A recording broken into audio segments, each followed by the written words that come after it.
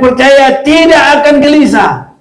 Aku akan membuat keadilan menjadi tali pengukur. Dalam kematian Yesus itu keadilan.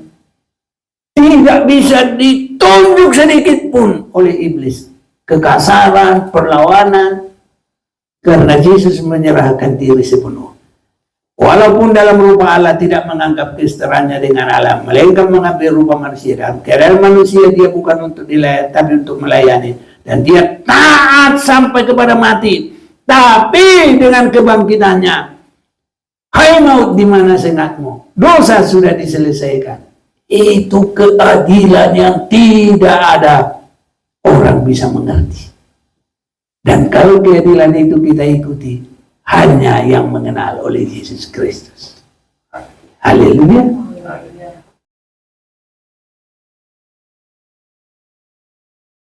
Saya sampaikan salam kasih dalam Tuhan kita, Tuhan Yesus Kristus, bagi kita semua, baik yang ada di ruangan ini,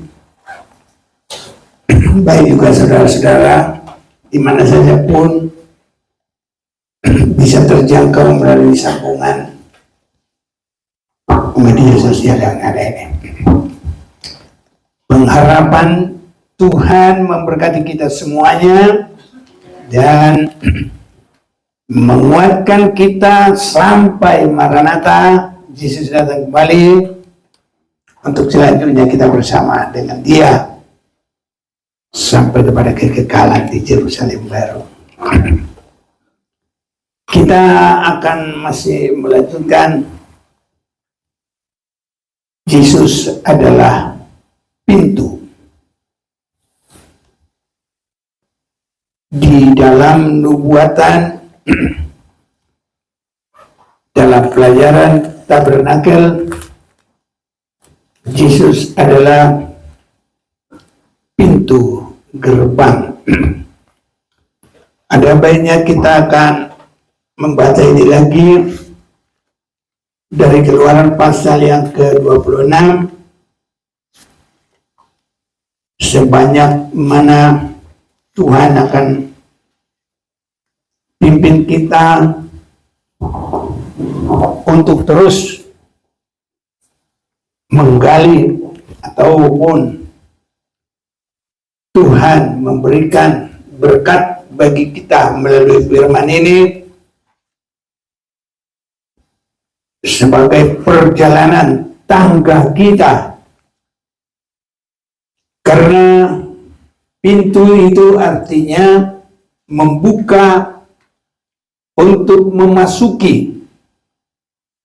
Nah, sudah barang tentu kita rindu untuk masuk dalam semua anugerah berkat Tuhan sampai kepada yang tertinggi, gereja yang terangkat, masuk dalam pesta nikah anak domba Allah yang bersama turun kembali dan bersama di dalam kerajaan 1000 tahun, dan selanjutnya naik lagi ke Yerusalem baru. Inilah dari pintu yang terbuka. Jangan ada pintu yang terbuka untuk kita keluar dari berkat Tuhan, tapi berkat kita adalah supaya semakin naik terus. Kita sudah membaca beberapa kali firman itu, tapi mari kita akan baca kembali di dalam kitab Keluaran ini, pasal yang ke-27 ayat 16. Tetapi untuk pintu gerbang pelataran itu tirai 20 hasta dari kain ungu tua dan kain ungu muda, kain kirmisi, dan dari linen halus yang dipintal benangnya, tenungan yang berwarna-warna dengan 4 tiangnya dan 4 alas tiang itu. 4 tiang itu adalah 4 Injil Tuhan, dan warna-warna itu adalah keberadaan Yesus di dalam kealahannya, di dalam dia tidak mempertahankan kealahan, tapi dia mengambil rupa manusia, dan dalam keadaan manusia dia mengambil posisi hamba bukan untuk dilayani, dan taat sampai mati tersalib, dan dia bangkit kembali. Itulah caranya mengalahkan maut, mengalahkan iblis, menyelesaikan dosa. Itu menunjukkan keadilan yang sangat dalam. Tidak bisa dibantah, tidak bisa dituntut, tidak bisa dicela, tidak bisa dituding. Semua tudingan, semua tuntutan tidak mempan, tidak ada yang bisa menebus kepada keadilan. Biarpun Allah yang Maha Kuasa tidak menganggap kesetaraannya dengan Allah itu sebagai yang dipertahankan. Artinya dia tidak dengan kemahakuasaannya berperang. Nanti kita akan melihat juga ada mempersiapkan ya kepada 4 Injil atau pra perjanjian baru. Ada ya kerajaan-kerajaan yang berperang ya dengan segala macam cara dunia. Tapi kalau Yesus menyelesaikan dosa tidak dengan kekuatan, tapi dengan kasih di dalam penyerahan, rela menderita. Jadi tidak ada sedikit kekerasan. Yang ada adalah halus penyerahan, tidak bisa dituntut. Itulah yang tidak bisa diterima, dimengerti banyak orang. Malahan nanti kita akan perhatikan lagi, kalau Yesus itu di dalam dirinya disebut juga sebagai batu, banyak orang jadi tersentuh, banyak orang jadi juga tertimpa, banyak juga tersandung dalam penerimaan kepada Yesus itu. Banyak juga saudara-saudaraku mengolok, tapi apapun itu semua tetap bisa berjalan semua. Namun Yesus adalah batu karang yang teguh. Dia tetap raja atas segala raja dan kekal sampai selama-lamanya.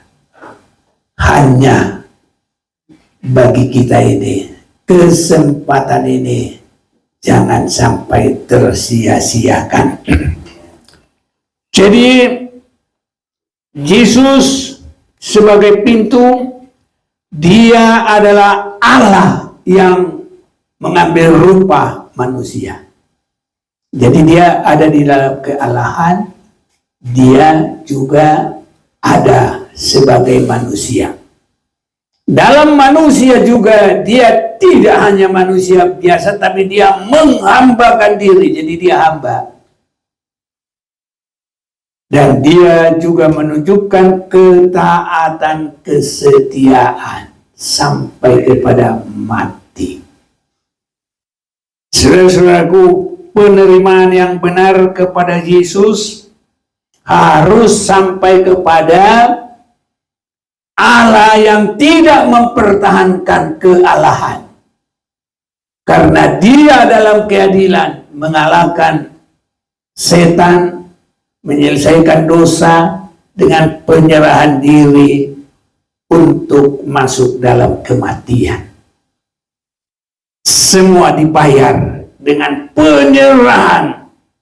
Jadi tidak dengan perang senjata, perang politik, dan perang nuklir atau segala macam perang. Tidak. Tapi adalah semua menunjukkan kasih, rendah hati, dan menunjukkan kesetiaan. Tapi menjadi pemenang. Karena tidak ada jalannya dosa untuk mengikat dia.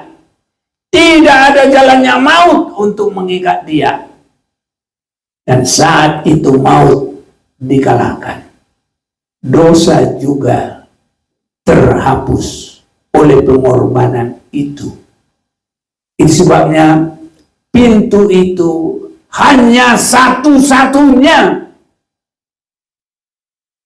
Dalam Roma pasal yang ataupun Kisah Rasul 4 ayat 12, maka di bawah kolong langit ini tidak ada lagi nama lain yang di dalamnya kita selamat kecuali hanya di dalam nama Yesus Kristus. Itu sebabnya dia tidak mempertahankan kealahan. Dalam kealahannya dia mengambil rupa manusia. Dalam manusia dia mengambil posisi hamba. Dalam posisi hamba dia setia sampai mati. Tapi setelah 3 hari kemudian dia bangkit jadi pemenang. Segala lutut harus sampai berlutut, segala lidah akan mengaku.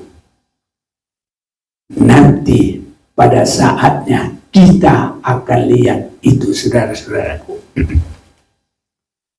Jadi penerimaan kepada Yesus itu bagi yang selamat harus benar-benar penerimaan. Saya mau mengajak kita membaca firman Tuhan dulu, saudara-saudaraku, supaya kita menerima dia dengan benar. Di dalam Yesaya, saya mau ajak kita mau membaca sebentar pasal yang ke-28. Sebab itu beginilah firman Tuhan Allah.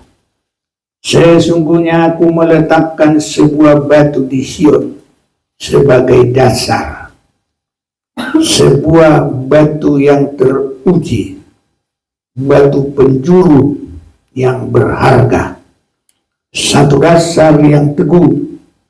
Siapa yang percaya tidak akan gelisah. Aku akan membuat keadilan menjadi tali pengukur dan kebenaran menjadi tali sifat. Hujan batu akan menyapu bersih perlindungan palsu, dan air akan menghanyutkan persembunyianmu. Jadi pintu itu dia juga disebut yang sangat kokoh. Maka dia disebutkan batu di Sion sebagai dasar, sebuah batu yang teruji. Jadi Yesus dalam keempat Injil itu juga adalah batu yang teruji. Ini saudara-saudaraku. Ini juga ada di dalam nubuat mimpi Raja Nebukadnezar. Nanti kita akan lihat itu. Ini saudara-saudaraku. Ada beberapa kerajaan, ada beberapa kekaisaran pra Injil, pra perjanjian baru, sebelum memasuki perjanjian baru.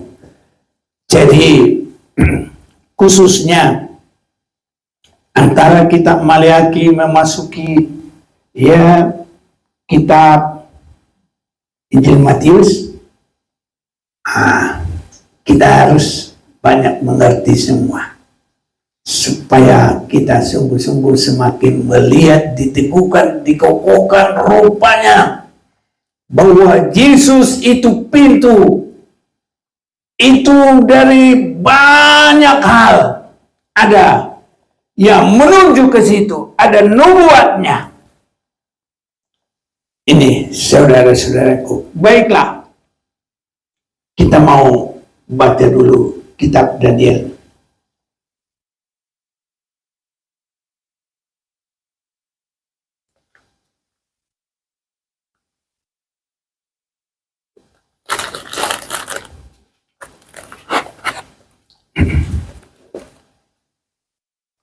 Kalau ada yang suka baca, karena kalau sekolah Alkitab semuanya boleh ya, tidak ada yang harus seperti kita ibadah, harus satu orang. Nah, kalau sekolah Alkitab justru berani semuanya, gantian, saudaraku ya. Ya, mari saya mohon perbacaan ya mulai dari 36 sampai dengan yang ke-45,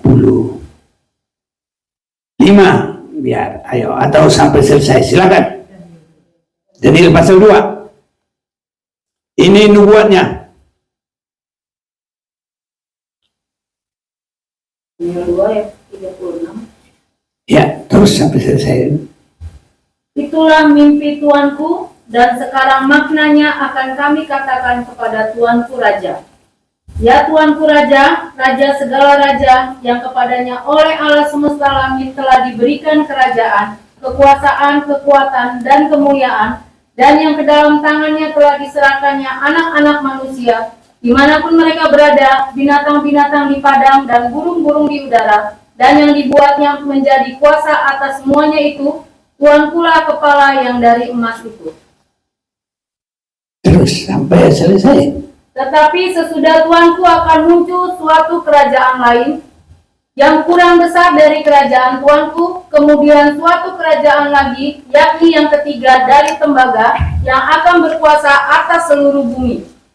Sesudah itu akan ada suatu kerajaan yang keempat, yang keras seperti besi, tepat seperti besi yang meremukkan dan menghancurkan segala sesuatu, dan seperti besi yang menghancur luluhkan, maka kerajaan ini akan meremukkan dan menghancur luluhkan semuanya.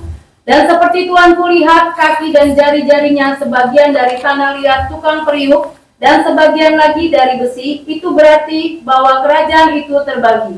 Memang kerajaan itu juga keras seperti besi, sesuai dengan yang Tuanku lihat, besi itu bercampur dengan tanah liat. Tetapi sebagaimana jari-jari kaki itu sebagian dari besi, dan sebagian lagi dari tanah liat, demikianlah kerajaan itu akan menjadi keras sebagian dan rapuh sebagian. Seperti Tuanku lihat, besi bercampur dengan tanah liat, itu berarti mereka akan bercampur oleh perkawinan, tetapi tidak akan merupakan satu kesatuan, seperti besi tidak dapat bercampur dengan tanah liat. Tetapi pada zaman raja-raja, Allah semesta langit akan mendirikan suatu kerajaan yang tidak akan binasa sampai selama-lamanya, dan kekuasaan tidak akan beralih lagi kepada bangsa lain. Kerajaan itu akan meremukkan segala kerajaan dan menghabisinya, tetapi kerajaan itu sendiri akan tetap untuk selama-lamanya. Tepat seperti yang Tuanku lihat, bahwa tanpa perbuatan tangan manusia sebuah batu terungkit lepas dari gunung dan meremukkan besi, tembaga, tanah liat, perak, dan emas itu, Allah yang maha besar telah memberitahukan kepada Tuanku Raja apa yang akan terjadi di kemudian hari. Mimpi itu adalah benar dan maknanya dapat dipercayai. Lalu sujudlah Raja Nebukadnezar serta menyembah Daniel, juga dititahkannya mempersembahkan korban dan bau-bauan kepadanya. Berkatalah Raja kepada Daniel, sesungguhnya Allahmu itu Allah yang mengatasi segala Allah dan yang berkuasa atas segala raja, yang dan yang menyingkapkan rahasia-rahasia, sebab engkau telah dapat menyingkapkan rahasia itu. Lalu raja memuliakan Daniel, dianugerahinya lah dengan banyak pemberian yang besar, dan dibuatnya dia menjadi penguasa atas seluruh wilayah Babel dan menjadi kepala semua orang bijaksana di Babel. Atas permintaan Daniel, raja menyerahkan permintaan wilayah Babel itu kepada Sadrak, Mesak, dan Abednego, sedangkan Daniel sendiri tinggal di istana raja. Oke. Saudara-saudaraku yang kekasih, segala sesuatu terjadi semua sepengetahuan Tuhan. Walaupun bukan semua sesuai dengan kehendak Tuhan. Ya, orang yang akan binasa itu Tuhan sudah tahu. Tapi kebinasaan seseorang, Tuhan tidak pernah menginginkan kebinasaan seseorang. Jadi yang binasa itu tetap binasa, tapi Tuhan tidak mengkehendaki kebinasaan siapa saja pun. Haleluya. Ini saudara-saudaraku, semua bisa dipakai Tuhan. Orang jahat juga bisa dipakai Tuhan. Tapi tidak semua kepada alat yang baik. Tidak semua di tempat yang baik. Ini saudara-saudaraku.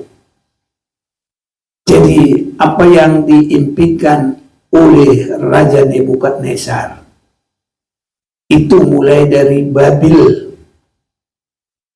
itu mereka disebut bagaikan kepala emas karena mereka mendapat kekuatan yang luar biasa. Dia dipakai Tuhan juga, tapi untuk apa dipakai? Manusia, Tuhan tidak ingin menjauhkan diri. Tetapi di dalam Yesaya 59 ayat 1 dengan 2, bukannya tangan Tuhan yang kurang panjang, bukannya telinganya tidak mendengar, tapi yang menjauhkan manusia dengan Tuhan adalah dosa.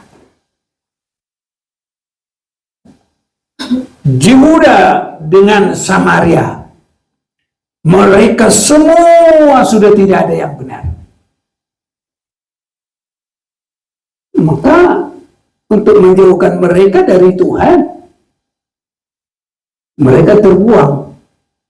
Yang membuang mereka adalah Raja Nebukadnezar. Haleluya. Bangsa Israel ditawan ke Babel. Berapa tahun? 70 tahun. Ya ini. Jadi memisahkan orang Israel itu dengan Tuhan di bait Allahnya. Ya Tuhan pakai itu Raja Babel. Namun itu bukan kehendak Tuhan sebenarnya. Dalam arti bukan kesenangannya, bukan kemauannya. Tapi itu firman Tuhan selalu tetap ditegakkan. Dan sebab akibat itulah makanya yang terbuang ke pembuangan, yang terbuang ke neraka, semuanya bisa terjadi. Itu bukan kehendak Tuhan, tapi karena perbuatan manusia sendiri. Haleluya. Karena semua menerima upah menurut perbuatan. Nah ini saudara-saudaraku, itu sebabnya hidup ini adalah kesempatan beribadah dengan baik, melayani Tuhan. Ya, Tuhan buka pintu, jangan menolak. Dan pintu itu juga disebutkan juga sebagai batu. Batu itu bisa membuat orang tersandung. Batu itu juga bisa membuat orang remuk. Tapi batu itu juga bisa menjadi sentuhan untuk mendapat kekuatan. Nah, tinggal kita ini bagaimana? Atau mau saya mulaikan dulu dari Raja Nebukadnezar. Dia terkuat saat itu, sehingga kerajaan kekuasaannya itu boleh dikatakan, karena dulu itu Amerika kan belum tahu itu, yang saya ada tahu di sekitar Asia ini dulu. Penemuan Amerika tahu berapa? Sekitar abad yang ke-14. Nah, jadi sedang ini Raja Nebukadnezar atau orang Israel terbuat tahun berapa? 500 sekian lah, begitulah kira-kira. 559 atau ya 605 lah ya, begitu dulu sebelum Masehi. Jadi kalau Amerika itu masih jauh, belum ketahuan itu gimana. Nanti penemuannya oleh siapa? Oleh cucu saya nih. Siapa? Gumerges. Siapa? Columbus. Haleluya. Wah, ini penemu Amerika. Kebersamaan nama. Amin. Begitu kali dulu ya, bapaknya bikin nama. Gitu ya. Ya benar begitu kok. Sejarah. Nah, jadi Amerika ditemukan oleh Boanerges. Iya. Punya Columbus lah. Columbus. Iya. Ya, begitu saudara-saudara. Jadi dulu kalau bisa menguasai dari India yang paling bawah, dekat-dekatnya lah semua termasuklah Thailand, Kamboja, semua. Ya, begitulah kira-kira. Indonesia juga belum ada sejarahnya pada saat itu. Nah, jadi masih begitu dulu Timur Tengah. Nah, jadi bangsa Israel sudah jauh meninggalkan Tuhan. Ya, dosa itu memisahkan manusia. Jadi yang memisahkan dengan Tuhan, ya terbuanglah mereka, diperangi oleh Raja Nebukadnezar. Itu. Jadi Nebukadnezar memisahkan dosa dengan Tuhan. Kekudusan, menjaga kekudusan Allah. Tidak terus dicampur baur. Nah, tetapi akhirnya ya, kalau bangsa Israel juga sudah termasuk itu, membawa mereka menyadarkan diri, maka sesudah 70 tahun ada daerah Persia. Nah, ini mengalahkan ya Babilonia. Dan Persia ini rajanya adalah Raja Kores, hamba Tuhan. Kenapa hamba Tuhan? Ya, kita kan sudah baca tempatnya. Baca dulu. Saya 45 ya. Boleh. Jadi kita lihat Alkitab itu lebih mendalami, karena kita kan sekolah Alkitab ini. Sekalian sekolah dulu lah. Nanti baca terus, apa ini ceritanya? Daniel juga di lubang Simna, apa itu ceritanya? Nah, itu semua ada ceritanya. Ya, inilah sekolah Alkitab kita. Yesaya 45, 1-2. Yesaya 45 ayat 1. Beginilah firman Tuhan. Inilah firmanku kepada orang yang kuurapi, kepada Kores yang tangan-tangannya kupegang, supaya aku menundukkan bangsa-bangsa di depannya dan melucuti raja-raja, supaya aku membuka pintu-pintu di depannya, dan supaya pintu-pintu gerbang tidak tinggal tertutup. Aku sendiri hendak berjalan di depanmu, dan hendak meratakan gunung-gunung, hendak memecahkan pintu-pintu tembaga, dan hendak mematahkan palang-palang besi.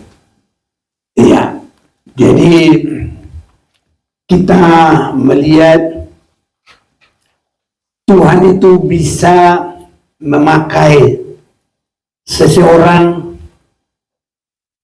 bila dalam hatinya ada hal-hal yang sesuai dengan kehendak Tuhan. Jadi contohnya Rasul Paulus sebelum dia jadi rasulnya Tuhan, dia adalah pembunuh dan pembenci kekristenan. Itu pekerjaannya dia. Betul atau salah?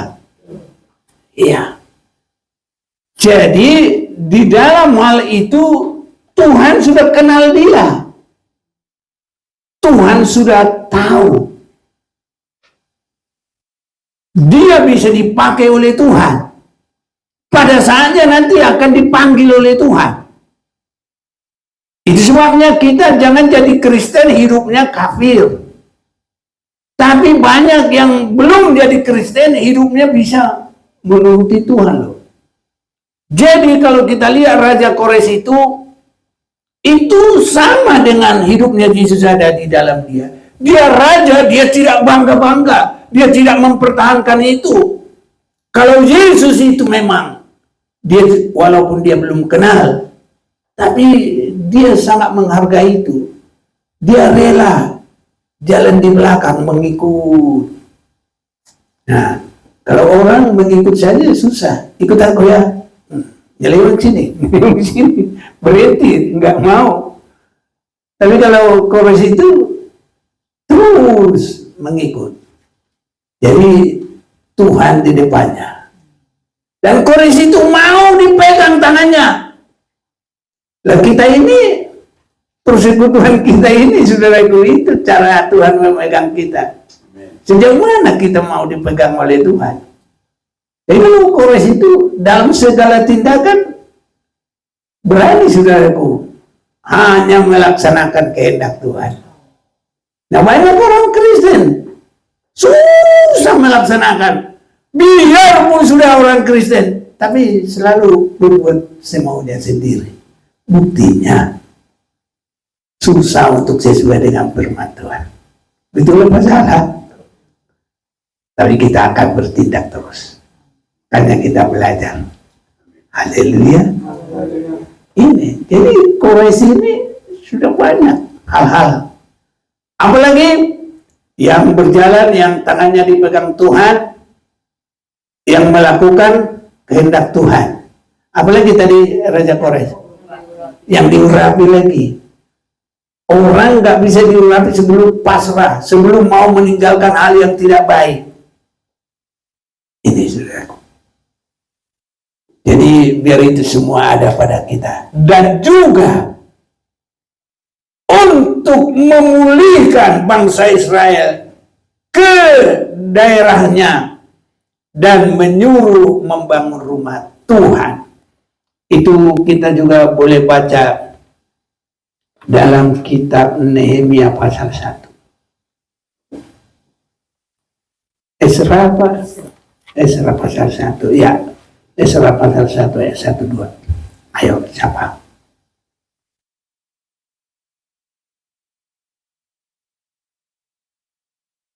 Pasal 1 ayat 1 dan 2. Ya. Pada tahun pertama zaman Kores, Raja Negeri Persia, Tuhan menggerakkan hati Kores, Raja Persia itu untuk menggenapkan firman yang diucapkan oleh Yeremia, sehingga disiarkan di seluruh kerajaan Kores secara lisan dan tulisan pengumuman ini. Beginilah perintah Kores, Raja Persia, segala kerajaan di bumi telah dikaruniakan kepadaku oleh Tuhan Allah semesta langit. Ia menugaskan aku untuk mendirikan rumah baginya di Yerusalem yang terletak di Yehuda. Iya. Jadi Raja Nebukadnezar membuang umat itu yang berdosa terpisah dari Tuhan. Ya memang seharusnya begitu juga. Karena bukannya tangan Tuhan yang kurang panjang, bukannya telinganya yang tidak mendengar, tapi dosa itu adalah memisahkan. Di mana bangsa Israel sudah berdosa, maka oleh Raja Nebukadnezar mereka harus dibuang. Tetapi setelah 70 tahun masa kemurahan, dipakai lagi Raja Persia, Raja Kores. Haleluya. Mengembalikan umat yang terbuang supaya nanti Yesus itu bisa lahir di Bethlehem. Jadi ada andil dari mereka, mulai dari jauh. Di dalam, sudah ada di dalam nubuatan mimpi dari Raja Nebukadnezar. Haleluya. Nah, jadi kita lihat semakin melihat Alkitab ya. Amin. Ya. Sesudah itu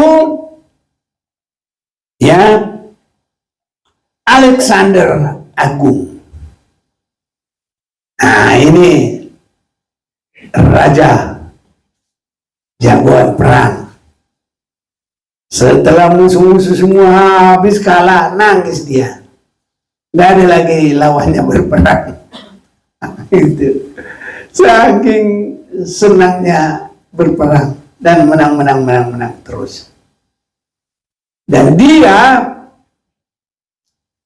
tidak hanya menang berperang. Setiap selesai berperang, dia juga mengembangkan budaya. Itu sebenarnya saat itu menguasai dunia adalah budaya dari Yunani. Haleluya. Amin. Sampai juga bahasa saat itu, bahasa Yunani dan tulisan-tulisan Yunani, dan bangsa Israel belum merdeka, belum masih morak-marit, makanya untuk nanti perjanjian baru itu secara baik, makanya kenapa perjanjian baru bukan bukan bahasa Ibrani, tapi bahasa Yunani. Itulah yang menguasai dunia saat itu. Haleluya. Nah, jadi Yunani menguasai, Tuhan indahkan itu terjadi untuk memajukan budaya, termasuk bahasa. Ya itulah. Makanya orang-orang yang terkenal di dalam ya Yunani ini ada Socrates, ada siapa lagi ya, filsuf-filsuf itu. Nah itu dia. Jadi mempersiapkan budaya yang bisa untuk melebarkan Injil ke seluruh bumi. Sebab kalau itu dituliskan dalam bahasa Ibrani, tidak ada yang mengerti nanti. Tapi karena itu ditulis dalam bahasa Yunani, semua dunia saat itu bisa mengerti. Amin. Nah, jadi masing-masing ada kerjaannya. Itu pra perjanjian baru. Haleluya. Bisa menangkap sedikit-sedikit ya, atau banyak. Haleluya. Luar biasa. Aduh, haleluya. Gitu saudara-saudaraku ya. Jadi ada yang dipersiapkan oleh Raja Nebukadnezar, ada yang dipersiapkan oleh Raja Kores, ada yang dipersiapkan oleh kerajaan Yunani. Nah, kalau ini kerajaan Romawi ini sebenarnya saudara-saudaraku, saya melihat sepertinya mereka tidak ada adil untuk pekerjaan Tuhan. Justru mereka itu bukan negara terlalu kuat, tapi hanya pakai akal licik. Sewaktu Yunani sudah mati Raja Alexander Agung, Alexander the Great katanya gitu ya. Jadi anak-anaknya berbagi kerajaan, ya mana yang lemah itu ditemani perang yang kuat, kalah, tapi dua-duanya nanti bukannya dilepas, dikuasai juga dengan strategi apa saja, begitu. Nanti juga bangsa Israel pernah sekali ya memberontak kepada Yunani, ya begitu juga cara ya apa ini, cara Roma ini, mana-mana anaknya Herodes Agung itu yang lemah itu ditemani, dilawan yang kuat, nanti dikuasai. Penguasaannya tidak boleh menjadi umpamanya negara bebas atau ya daerah yang bebas, tapi daerah yang dikuasai yang selalu membayar upeti. Bahkan di dalam kelahiran Yesus menggila orang-orang Roma itu, membunuh ya banyak, ada ya pembunuh-pembunuh, sampai nanti sesudah Yesus, waktu Yesus masih dalam hidupnya, dia bawa murid-muridnya berjalan-jalan, dia tunjukkan ini baik Allah ini, nanti kamu akan lihat semuanya itu dihancurkan, 2 batu tidak ada satupun yang bertindih. Dan itu terjadi pada tahun 70 sesudah Masehi, dan kaisarnya pada saat itu adalah Kaisar Nero ya. Nah, aku ingatnya Kaisar Nero itulah. Jadi terjadi pembunuhan. Dan saat itu yang mereka lakukan, orang-orang Kristen dimasukkan di dalam gelanggang pertandingan yang disebut apa? Gladiator. Nah, singa diadu dengan manusia, biar dicabi-cabi singa. Pernah begitu Daniel di gua singa sewaktu dalam pemerintahan Raja Nebukadnezar.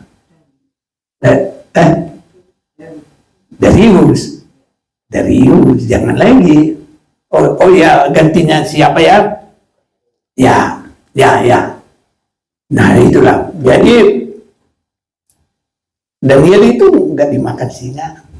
Tapi itu hal-hal yang seperti itu sudah sering dibuatkan itu. Itu termasuk jadi tontonan juga. Jadi dulu orang-orang sadis juga tontonannya begitu ya. Senang dia orang dimakan singa apa semuanya. Tapi kita saudaraku tidak boleh sedikit pun bersukacita atas kesedihan, atas kemalangan orang lain.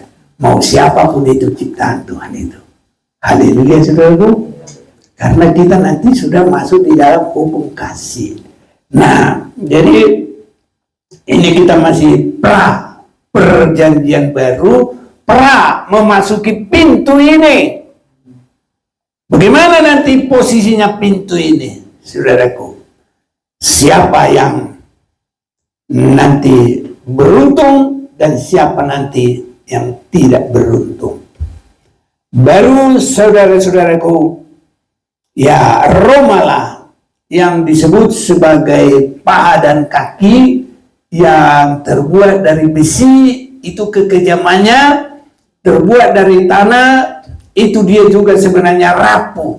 Makanya tadi saya katakan untuk berperang itu bukan dari kekuatan tentara seperti Alexander the Great, tidak begitu, tapi dia akal licik.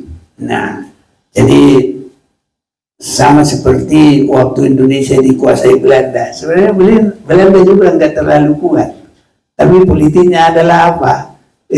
Ayo sejarah Indonesia divide apa ya, pecah kuasai. Itu caranya Roma juga begitu, bukannya dia terlalu kuat, tidak. Jadi waktu Alexander the Great sudah mati, anak-anaknya dia mulai terjadi perselisihan, satu yang lemah ditemani, yang kuat dikalahkan, nanti dua-dua coba dikuasai. Nah, pernah juga orang Israel atau Yahudi memberontak sebelum Yesus lahir, ya begitu juga anak-anaknya ya membagi kerajaan, yang lemah ditemani, yang kuat diperangin. Nah, kalau yang kuat sudah kalah, nanti dikuasai juga untuk bayar upeti.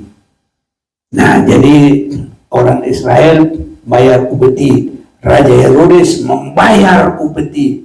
Kadang-kadang dia cari nama kepada kaisar. Sampai pun bait Allah seperti dibangun atau bagaimana. Nah, tapi dia bukan tulus melakukan itu. Tapi dia supaya mendapat nama kepada kaisar yang ada di Roma. Itu sebabnya waktu Yesus masuk di pengadilan, ada pengadilan Roma, siapa itu? Kayafas. Ada pengadilan Israel, siapa itu? Raja Herodes. Boleh menangkap ya? Jadi di Israel itu dua pengadilan. Pengadilan lokal, pengadilan pemerintah yang memerintah mereka, Romawi. Haleluya. Nah, jadi begitu keadaannya. Jadi kita nanti melihat Alkitab harus benar-benar mengerti keadaannya. Jadi Rasul Paulus juga, jangan macam-macam, nanti saya adukan kamu ke kaisar. Gitu dia. Takut juga yang ya pakai lokal itu ya, karena yang lebih berkuasa adalah pengadilan Romawi. Ya, tahu pusatnya di Roma lah. Nah, begitu saudara-saudaraku. Tapi nanti semuanya itu ada batu yang apa tadi dalam mimpi Nebukadnezar, ada yang bisa tadi menangkap pembacaan itu, batu itu jatuh dari atas dan menimpa. Haleluya. Itu adalah Yesus Kristus sendiri, batu penjuru. Nanti bila diterima, mereka diselamatkan. Bila mereka tersandung, mereka akan tersingkir. Bila mereka nanti sudah ditimpa, hancur lebur pengadilan dan penghukuman dari Tuhan. Itu sebabnya saudara-saudaraku, dalam Roma 1:23 kita baca dulu. Ayo. Siapa?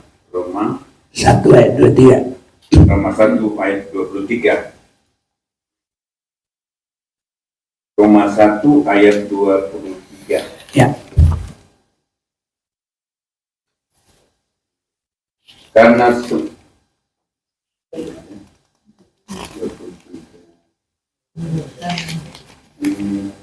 ayat 23.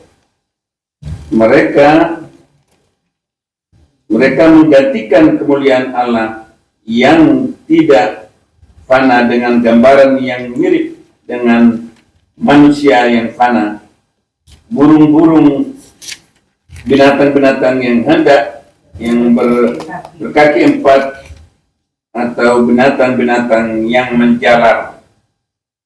Ayat 24. Karena itu Allah menyerahkan mereka kepada keinginan hati mereka akan kecemaran, sehingga mereka saling mencemarkan tubuh mereka. Sebab mereka menggantikan kebenaran Allah dengan dusta dan memuja dan menyembah makhluk dengan melupakan penciptanya yang harus dipuji selama-lamanya. Amin. Iya, itu posisi Tuhan yang sebenarnya. Nah, sekarang 1 Korintus 1 juga ayat 23. Tetapi kami memberitakan Kristus yang disalibkan. Siapa yang baca? Bantu. Tapi kami memberitakan Kristus yang disalibkan untuk orang-orang Yahudi suatu batu sandungan, dan untuk orang-orang bukan Yahudi suatu kebodohan. Ya, jadi Yesus sebagai pintu juga dia sebagai batu. Batu itu bisa jadi sandungan, orang tersandung jatuh. Bisa menjadi batu sentuhan, orang menjadi kuat. Bisa juga batu yang menghancurkan, menimpa. Itu penghakiman dan penghukuman bagi dunia ini. Jadi bangsa Israel tersandung dengan pintu itu sebagai batu sampai sekarang. Haleluya. Bisa mengerti ya? Orang Israel sekarang kan belum terima Yesus secara bangsa.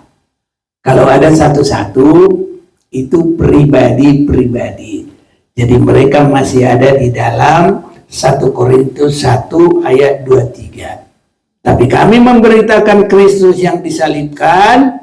Nah, itu kan, itu posisi Yesus sebagai Allah yang menjadi manusia. Dalam manusia dia mengambil rupa manusia, dia sebagai manusia dia ambil rupa menjadi hamba, bukan untuk dilayani tapi untuk melayani, dan dia mati tersalib. Nah ini, jadi itu posisinya Yesus. Jadi itu yang ditolak oleh bangsa Israel, karena mereka secara mempertahankan keagamaan, mempertahankan keberadaan mereka, mempertahankan diri mereka, jadi mereka menjadi tersandung. Apa tadi? Baca dulu lagi 2-3 biar pelan-pelan bersama kita semua. Oke. 1, 2, 3. Tetapi kami memberitakan Kristus yang disalibkan untuk orang-orang Yahudi suatu batu sandungan, dan untuk orang-orang bukan Yahudi suatu kebodohan. Ya, sampai sekarang Yesus itu ya sandungan dan kebodohan. Sering kita dengar, kenapa Yesus harus mati? Nah, itu bagi orang yang belum dibuka, dijamah oleh Roh Kudus. Dia tidak mau masuk dalam pintu itu. Bahkan pintu itu menjadi batu sandungan. Nah, padahal tadi untuk itu mulai dari kerajaan dari Nebukadnezar itu sudah mengarah ke situ. Nah, Kores sudah mengarah ke situ supaya Yesus nanti boleh lahir di Bethlehem. Nah, Yunani supaya nanti Injil itu bisa diberitakan di seluruh bumi. Sudah semuanya mempersiapkan. Tapi kalau Yesus itu sudah benar-benar jalan kebenaran dan hidup, tidak ada yang sampai kepada Bapa tanpa melalui dia. Banyak orang yang tersandung, termasuk orang-orang Israel sendiri. Termasuk banyak yang beragama dengan mempertahankan cara mereka. Malah mereka menganggap kita bodoh. Salib itu dianggap kebodohan. Apa itu Tuhannya itu? Pakai otak dia. Padahal kenapa harus begitu Yesus mati? Karena Yesus itu adalah bukti keadilan. Tadi kita sudah baca di Yesaya berapa itu tadi? Yesaya pasal 8 ya tadi. Ada yang coba dulu. Kita ulang lagi. Ya, ayat 18. Sebab itu beginilah firman Tuhan Allah, sesungguhnya aku meletakkan sebuah batu di Sion sebagai dasar, sebuah batu yang teruji, batu penjuru yang berharga, suatu dasar yang teguh. Amin. Siapa yang percaya tidak akan gelisah. Aku akan membuat keadilan menjadi tali pengukur. Dalam kematian Yesus itu keadilan. Tidak bisa ditunjuk sedikit pun oleh iblis. Kekasaran, perlawanan, karena Yesus menyerahkan diri sepenuh. Walaupun dalam rupa Allah tidak menganggap kesetaraannya dengan Allah, melainkan mengambil rupa manusia. Dalam keadaan manusia dia bukan untuk dilayani, tapi untuk melayani. Dan dia taat sampai kepada mati. Tapi dengan kebangkitannya, hai maut, di mana sengatmu? Dosa sudah diselesaikan. Itu keadilan yang tidak ada orang bisa mengerti. Dan kalau keadilan itu kita ikuti, hanya yang mengenal oleh Yesus Kristus. Haleluya. Nah itu. Makanya saudaraku, keadilan kita harus beda. Biar ada pengadilan dunia, itu belum cukup kalau kepada pengadilan surga. Ya kalau pengadilan dunia, kalau perbalokan paling diluruskan. Tahu perbalokan, mata sebatas. Ya kalau kita merugikan 50.000 ya bayar 50.000. Kalau dia tuntut bunganya satu tahun segini, ya udah di sini. Nah, jadi kalau di dunia ini masih bisa mata ganti mata, gigi ganti gigi, masih bisa begitu. Jadi kalau berantem, udah perjuluk. Wah, jadi berkeping balos. Tapi kalau dalam Tuhan tidak boleh pakai, tidak boleh balas-balas. Kasih, itulah yang ada pada Yesus. Itu batu keadilan. Haleluya. Batu penjuru yang berharga, suatu dasar yang teguh. Siapa yang percaya tidak akan gelisah. Jadi banyak yang tidak percaya, makanya itu nanti jadi agama yang tidak bisa berbuat. Hanya melihat Yesus baru benar-benar ada keadilan. Dan kebenaran menjadi tali sifat, tali pengukur. Jadi kalau dalamnya air itu pakai tali sifat, ya. Hujan batu akan menyapu bersih perlindungan palsu. Jadi banyak nanti perlindungan palsu, kata-kata palsu, sampai surga palsu. Ya, banyak itu nanti. Kalau surganya Tuhan hanya dalam kekudusan, tidak ada makan minum, tidak ada di situ kawin mawin, tidak ada. Dan air akan menghanyutkan persembunyianmu. Jadi kematian kebangkitan Yesus menunjukkan keadilan yang sangat dalam. Ya, inilah saudara-saudaraku yang kekasih. Jadi kalau orang banyak tersandung karena menerima pakai otak.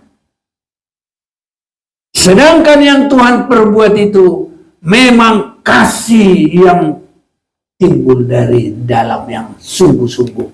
Itulah besarnya kasih Allah bagi dunia ini. Sesama orang Kristen aja belum tentu tahu kasih Allah itu sejauh mana. Keadilan itu sejauh mana. Masih berbeda-beda. Sesuai dengan firman yang diterima masing-masing. Haleluya. Sesuai dengan pengajaran yang diterima masing-masing. Kerohanian ini sesuai dengan pengajaran. Memang permulaannya semua disebut penginjilan. Pemberitaan hanya kemurahan Tuhan.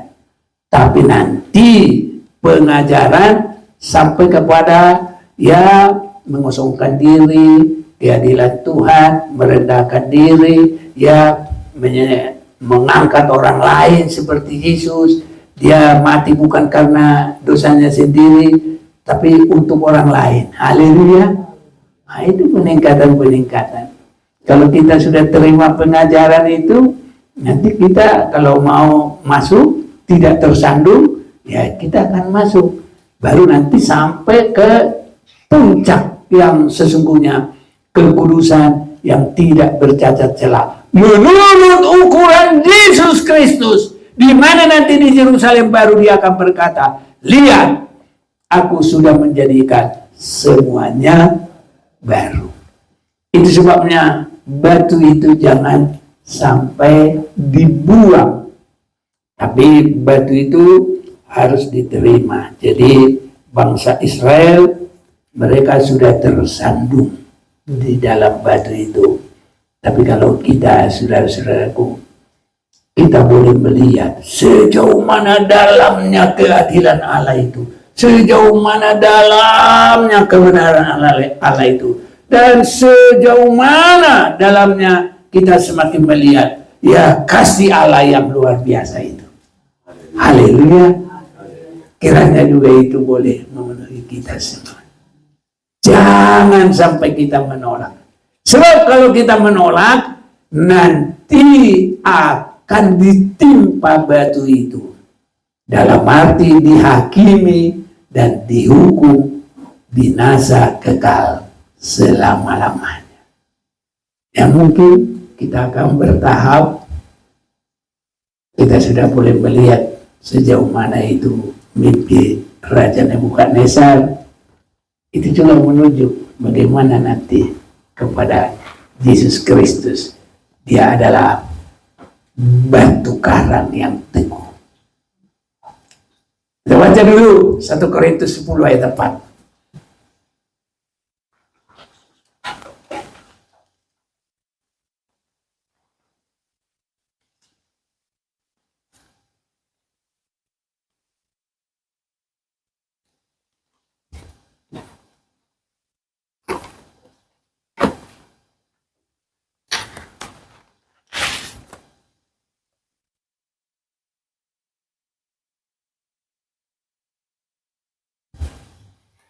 Ya, ada siapa? 1 Korintus 10 ayat yang keempat, firman Tuhan. Dan mereka semua minum minuman rohani yang sama, sebab mereka minum dari batu karang rohani yang mengikuti mereka, dan batu karang itu ialah Kristus. Iya. Jadi Yesus adalah batu karang rohani, biar sebagai air kita sangat butuh dan kita sangat merindukannya. Ya, saudara-saudaraku, kita semuanya nanti akan begitu sungguh-sungguh merindukan, dan kita doakan supaya banyak merindukan dengan luar biasa. Yesaya pasal 2 ayat yang ke-2, pasal 2 mulai 1. Gunung Sion, pusat perdamaian bangsa-bangsa. Nanti kita rindukan ini semua. Haleluya. Firman yang diterima Yesaya bin Amos dalam penglihatan tentang Yehuda dan Yerusalem. Ini kalau mereka sudah dipulihkan, akan terjadi pada hari-hari terakhir. Gunung tempat rumah Tuhan akan tegak, melampaui puncak gunung-gunung, dan menjulang di atas bukit-bukit. Segala bangsa akan berduyun-duyun ke sana, dan banyak suku bangsa akan pergi serta berkata, mari kita naik ke gunung Tuhan, ke rumah Allah Yakub, supaya ia mengajarkan jalan-jalannya kepada kita, dan supaya kita berjalan di jalurnya. Sebab dari Sion akan terbit pengajaran dan firman Tuhan dari Yerusalem. Ia akan menghakimi antara bangsa-bangsa dan memutuskan perkara bagi banyak suku bangsa. Mereka akan menempa pedangnya menjadi mata bajak. Ini berubah, saudaraku, semua menjadi damai, dan tombak-tombaknya menjadi pisau pemangkas. Jadi alat-alat perang menjadi alat-alat menghasilkan, saudaraku. Amin. Bangsa tidak akan lagi mengangkat pedang melawan bangsa lain, dan mereka tidak akan lagi, hai kaum keturunan Yakub, mari kita berjalan dalam terang Tuhan. Ini saudara-saudaraku, ya, biar Tuhan semakin menolong kita semuanya, semakin masuk dalam kehidupan yang diberkati oleh Tuhan. Jadi kita sudah lihat ya bagaimana panggilan Tuhan yang sungguh.